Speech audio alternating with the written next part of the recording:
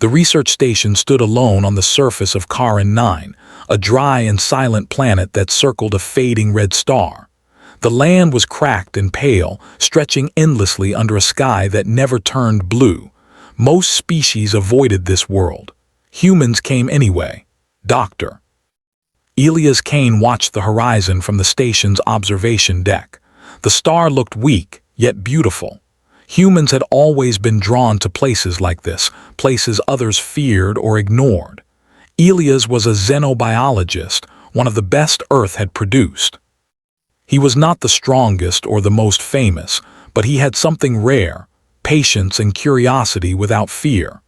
That was why the Galactic Science Union had allowed him to join this project. Below the station, deep under the planet's crust, sensors had detected something old. Something that did not belong to any known species, and Elias wanted to see it with his own eyes. "Excavation team is ready," a calm voice said behind him. Elias turned. Lyra stood near the doorway. She was not human. Her species, the Velari, were tall and thin, with silver eyes and smooth skin that shimmered faintly in the light. The Velari were ancient, careful, and deeply cautious. Unlike humans. "Any changes?" Elias asked. Lyra nodded slowly. "The structure beneath the surface is responding to our presence. That alone is concerning." Elias smiled slightly. Concerning usually means interesting. Lyra did not return the smile. They descended together in a lift that shook as it moved through layers of rock. Machines hummed around them. Human engineers and alien specialists worked side by side, scanning walls and checking readings. At last, the lift stopped. Before them stood a cavern unlike any other. The walls were smooth, as if shaped by thought rather than tools. Strange symbols glowed faintly, shifting when observed directly.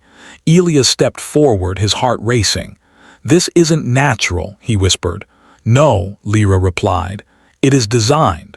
At the center of the cavern was a stone platform.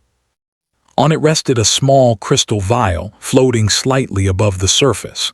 Inside the vial was a liquid that shimmered between colors, as if it could not decide what it wanted to be. The sensors went wild. "This material is alive," one technician said, "but it's not biological. It's something else." Elias approached slowly. Every step felt heavy, as if the air itself resisted him. "What is it?" he asked. Lyra's voice became quiet. "A legend." Elias turned to her. "Legends aren't usually stored in caves." "For my people they are," she said. "This is known as the Axiom Draft, a creation from a civilization that no longer exists." "And what does it do?" Elias asked. Lyra looked directly at him, her silver eyes serious. "It rewrites the one who drinks it, body, mind, perception." Elias felt a chill. "You're saying it transforms someone?" "Yes," Lyra said, "completely." The room was silent except for the hum of machines. Elias studied the vial. His mind raced with questions. Who made it? Why hide it here? Why was it still active after so long? "This could change everything," he said softly. "Medicine, survival, adaptation." Lyra stepped closer, her voice firm. "You won't remain human if you drink this." The words echoed in the cavern. Elias looked at her. "Has anyone tried it?" "No," Lyra said. "Every record ends with warning." "Warnings don't stop humans," Elias replied quietly. She placed herself between him and the platform. "This is not bravery, it is recklessness." Elias sighed. Every major human discovery came from someone taking a risk. He paused, then added, "including space travel, including first contact." Lyra hesitated. The other scientists exchanged nervous looks. No one moved. Elias stepped forward again. "If this exists, someone will use it someday. I'd rather it be studied first, carefully." Lyra shook her head. "You are not prepared." "Neither were the first humans who left Earth," Elias said. He reached out. The vial floated into his hand as if it had been waiting for him. The liquid inside reacted instantly, glowing brighter. Alarms screamed. "Elias, stop!" Lyra shouted. He looked at the vial one last time. He felt no fear, only clarity. "If this changes me," he said, "then let it change me while I still choose why." He drank. The liquid was warm, almost comforting. For a moment, nothing happened. Then the cavern shook. Elias fell to his knees as light flooded his vision. His thoughts stretched, expanded. Sounds became sharper. He could hear the machines, the breathing of others, the distant movement of the planet itself. But there was no pain, only awakening. "His vitals are stable," someone shouted. Lyra knelt beside him, scanning rapidly. Her expression was unreadable. Elias opened his eyes. The world looked different, not brighter, deeper. He could sense patterns in the air, connections between energy and matter. He understood things he had never studied. "How do you feel?" Lyra asked carefully. Elias stood. "I feel human," he said, then paused. "But more." The symbols on the walls flared, then went dark. The cavern fell silent. The vial crumbled to dust in his hand. Outside the cavern, far above the planet, something ancient stirred. On distant sensors across the galaxy, systems registered a signal they had not detected in thousands of years. A human had activated it. Elias looked toward the ceiling of the cavern as if he could see through stone and space. Something had changed, and the galaxy was about to notice. The cavern was silent, but the silence felt alive. Elias Kane's senses were different now. Every sound, every shadow, every faint vibration in the air reached him with perfect clarity. The universe felt closer, as if he could touch it with his mind. Lyra watched him carefully. Her silver eyes reflected worry and awe. "You have changed," she said softly. "Yes," Elias replied. "I can feel everything. The cavern, the station, even the planet itself. It is all connected." The other scientists gathered around, staring. None of them had experienced anything like this. Humans were already remarkable, but what Elias now displayed was beyond ordinary comprehension. Lyra stepped forward. "The axiom draft is permanent. You cannot undo it. You are no longer fully human in the physical sense. Your mind, it is changing too." Elias nodded. "I know. But I feel like I can still choose what I do with it." He took a deep breath and left the cavern. The moment he stepped outside, the station's alarms blared. The sensors were detecting a spike in energy levels. Elias' new abilities were resonating with the station's systems. "His energy signature is off the charts," one of the engineers said. "We've never seen anything like this." Lyra frowned. "This is dangerous. The Galactic Council will notice. They do not tolerate humans tampering with such power." Elias ran his hand across a console. Machines responded before he touched them. Lights flickered, displays changed, systems corrected themselves automatically. It was as if the station was responding to him as much as he was responding to it. "Interesting," Elias said. "I can communicate with their systems. Not just control them, understand them." Lyra's voice was quiet but firm. "Do not let this confidence blind you. Power is dangerous if you lose control." But Elias did not feel fear. He felt potential. Humans had always thrived by reaching beyond what others believed possible. First signs of alien attention 3 days later. As the station orbited Charon 9, a fleet appeared on long-range sensors. Not human ships, not traders or explorers. Alien warships, sleek and ominous, appearing faster than light should allow. Lyra gasped. "The Council knows." "They know we have activated the draft." "They?" Elias asked. "The Galactic Council, they oversee advanced technologies, and humans are unpredictable. The fleet sent a message. Submit the subject or face consequences." Elias stared at the warning. The other scientists panicked. Lyra placed a calming hand on his arm. "They do not understand your potential. They only see the threat." Elias considered it. Humans were often underestimated, but humans had a way of thriving under pressure. This was the moment where courage counted. "We do not submit," he said. "We prove that humans can use power responsibly." Lyra shook her head. "This is madness." "Or evolution," Elias replied.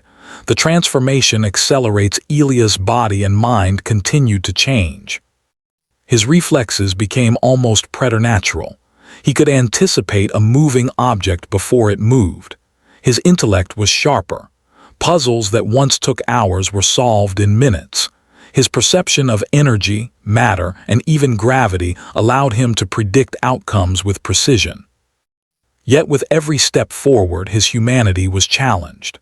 He felt new instincts, hunger for knowledge, impulsive desire to explore limits, but he held onto his moral compass. He remembered Lyra's warnings, and he did not let curiosity become arrogance. The alien fleet began approaching. They demanded surrender. Humans on the station prepared defenses, but Ilias saw a better way. Not brute force, but strategy.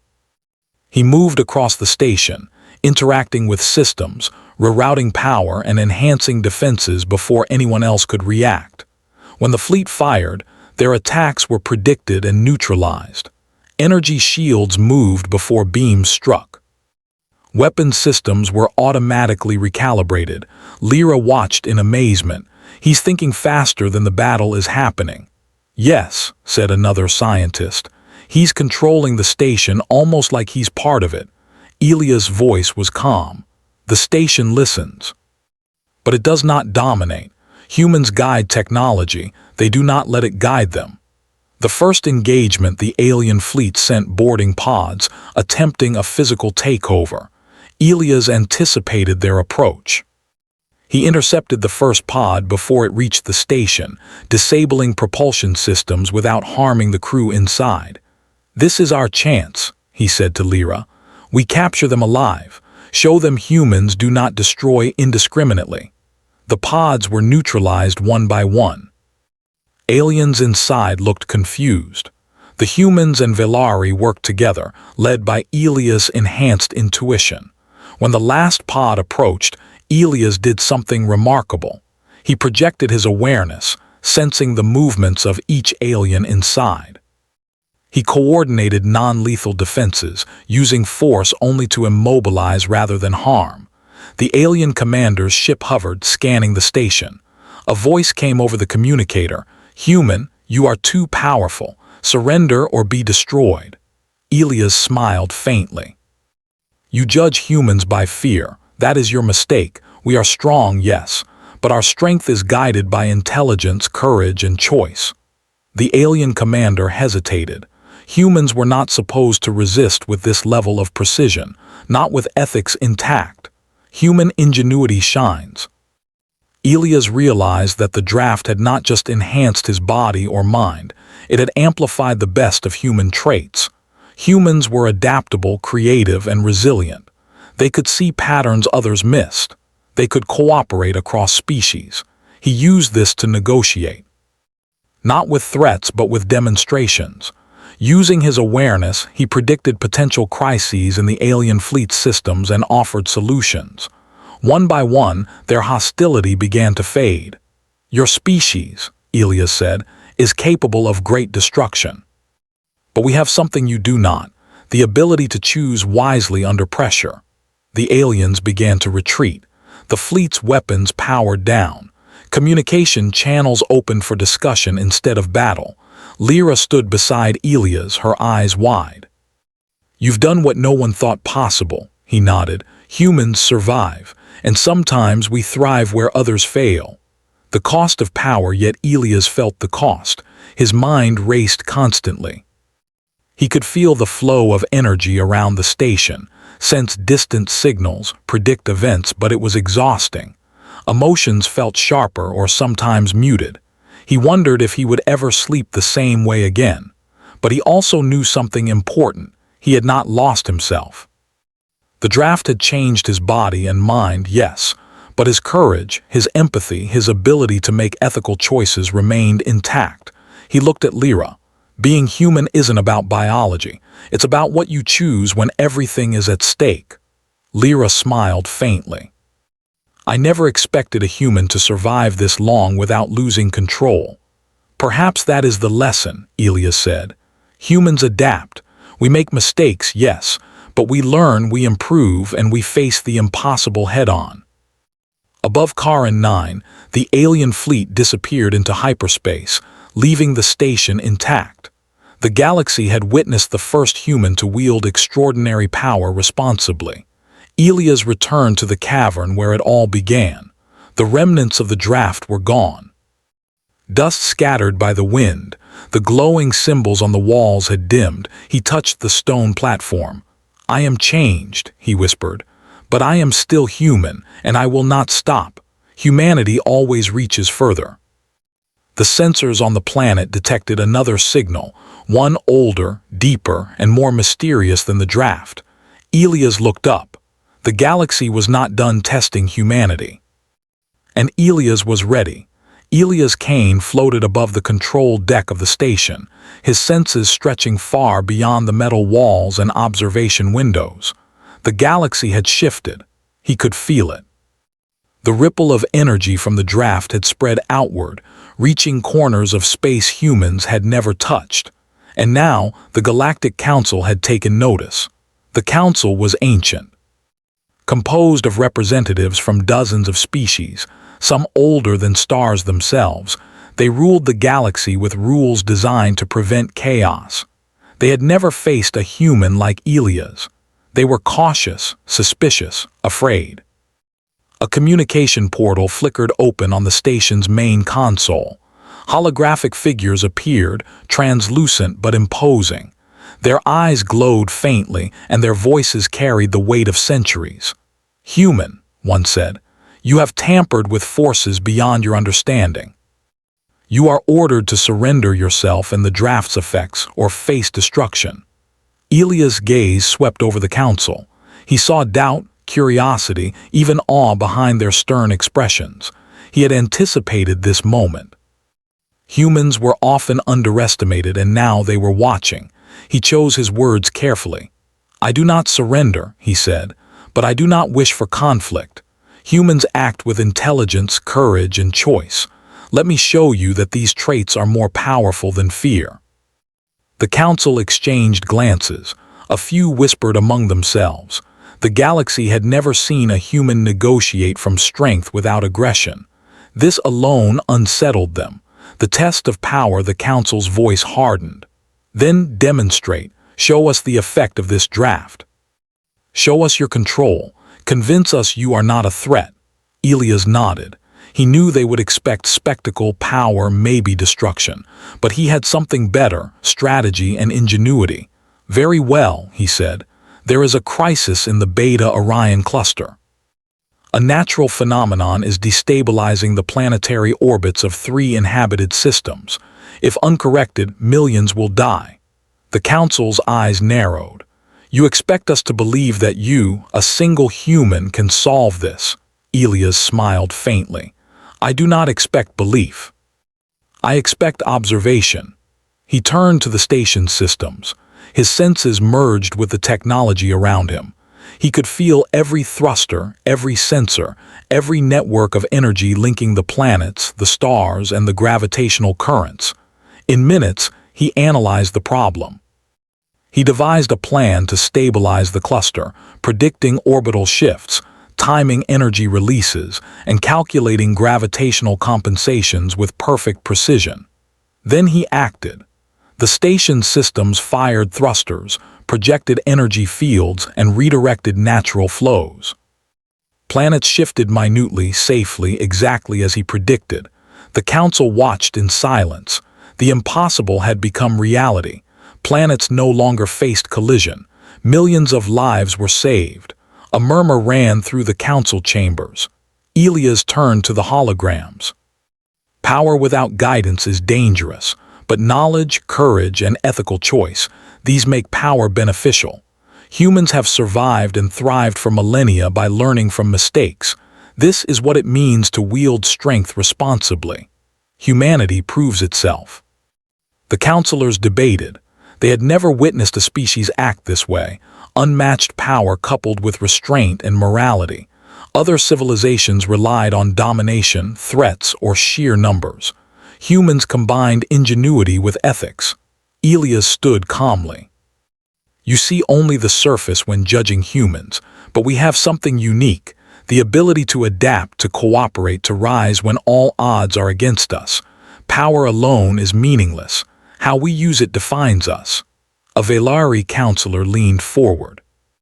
"Perhaps Humans are more capable than we allowed. Another nodded.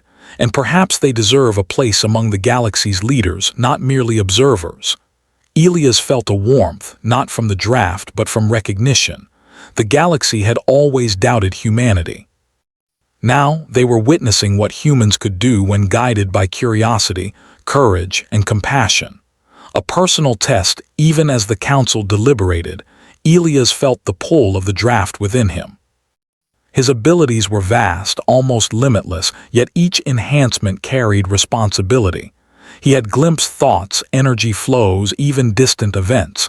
It was exhilarating and dangerous. Lyra approached. "Are you certain you can control this?" she asked. "Once you have this power, nothing in the galaxy can limit you." Elias turned to her. "Control is not about suppression. It is about choice.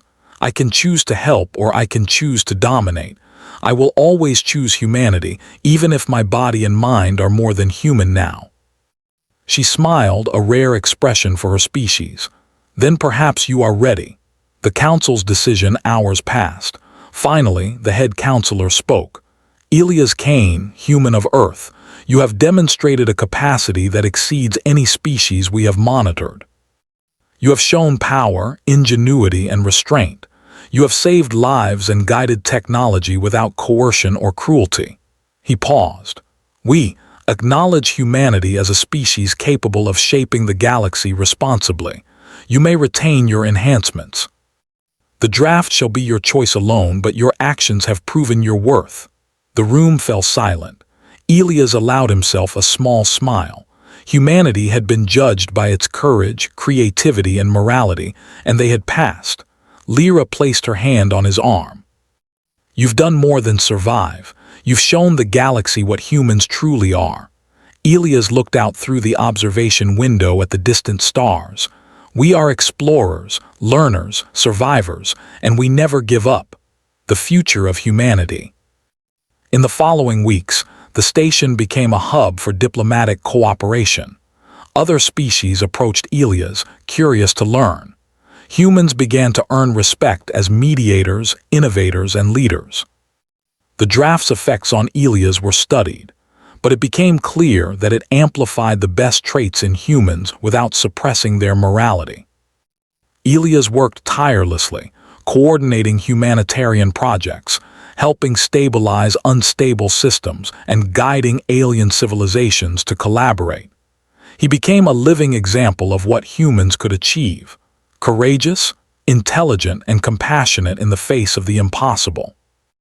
Lyra often stood beside him, a reminder that strength must always be balanced with wisdom. And though his body and mind were now extraordinary, Elias never forgot his origins: a human with curiosity, boldness, and heart. The final reflection. One quiet night, Elias returned to the top of the observation deck. The dying red star glimmered softly, the pale deserts of Karin 9 stretched below, and distant galaxies twinkled in the void. He touched his chest. "Being human," he whispered, "is not about limits. It is about choice, courage, morality, and the endless drive to reach further."